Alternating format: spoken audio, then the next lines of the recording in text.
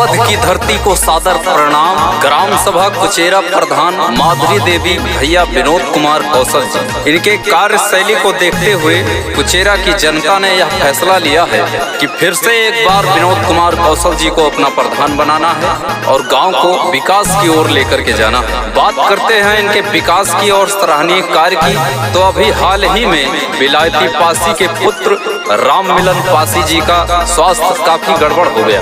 जनपद अयोध्या से उनको जवाब मिलने पर घर परिवार में काफी खलबली मच गई, लेकिन हमारे वीर प्रधान योद्धा प्रधान ग्राम कुचेरा विनोद कुमार कौशल जी ने अपना सराहनीय कदम बढ़ा करके उनकी रक्षा की। अपने निजी वाहन से उनको लेकर के लखनऊ की ओर रवाना हो गए और भाई राम मिलन पासी जी का इलाज कुशल पूर्वक हो गया और वह बिल्कुल स्वस्थ हैं, मस्त हैं, अपने घर परिवार में सुखद जीवन व्यतीत कर रहे हैं।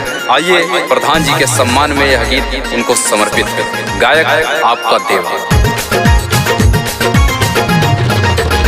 जो कहेंगे वो करके दिखाएंगे हम, जो कहेंगे वो करके दिखाएंगे हम, विनोद कौशल को फिर से जिताएंगे हम, जिताएंगे हम। सबके काम आए, सबके काम आए ऐसा इंसान चाहिए, विनोद कौशल जैसा हमको प्रधान चाहिए। मारे हक ना किसी का वो ईमान चाहिए, विनोद भैया जैसा हमको प्रधान चाहिए। बात किया जाए इनके 5 साल विकास की, तो कम से कम 100 के ऊपर कॉलोनी की व्यवस्था हमारे प्रधान जी के द्वारा कराई गई है। 780 राशन कार्ड बनवाए गए हैं, चक्रोट का निर्माण किया गया है, शमशान स्थल की व्यवस्था कराई गई है, बत्ती के पूर्व में इंटरलॉकिंग का काम किया गया है, बहुत विकास किया गया है। दिहवा में लाइट का निर्माण कराया गया है, जो कि वहाँ पे कभी रोशनी नहीं थी, कभी भी लाइट नहीं थी। हमारे प्रधान जी द्वारा दिहवा में लाइट की व्यवस्था कराई गई है। और गरीब का यही है सपना, विनोद भैया प्रधान हो अपना। बाबू सबका ध्यान रखा जाएगा। नौजवान सभी कहते यही है, साथ में है कभी पीछे न हटना। सबके काम आए, सबके काम आए ऐसा इंसान चाहिए, विनोद कौशल जैसा हमको प्रधान चाहिए। मारे हक ना किसी का वो ईमान चाहिए, विनोद भैया जैसा हमको प्रधान चाहिए।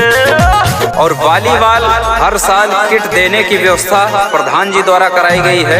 ग्राम सभा कुचेरा प्रत्याशी विनोद कुमार कौशल मुस्लिम कब्रिस्तान बनवाया गया है, बत्ती के पूर्व में पूरा इंटरलॉकिंग का काम कराया गया है। आदरणीय प्रधान जी द्वारा 100 के ऊपर कॉलोनी, 780 राशन कार्ड, चक्रोट निर्माण और भी कई विकास सारे काम किए गए हैं। पार्क बनवाया गया है, लोगों के उठने बैठने की व्यवस्था उस पार्क में दी गई है। स्कूल की व्यवस्था टाइट है। ग्राम सभा के अंदर एकदम चमाचम पूरा गांव नगरिया चमक रहा है। तो प्रधान जी को फिर से अपना अमूल्य मत देकर के हमको विजयी बनाना है और ग्राम सभा कुचेरा को विकास की ओर लेके जाना है। गायक आपका देवा। 5 साल भैया काम किए हैं, घर के बेटे हैं फिर से करेंगे। सबके सुख दुख में सहायक होंगे हमारे प्रधान जी।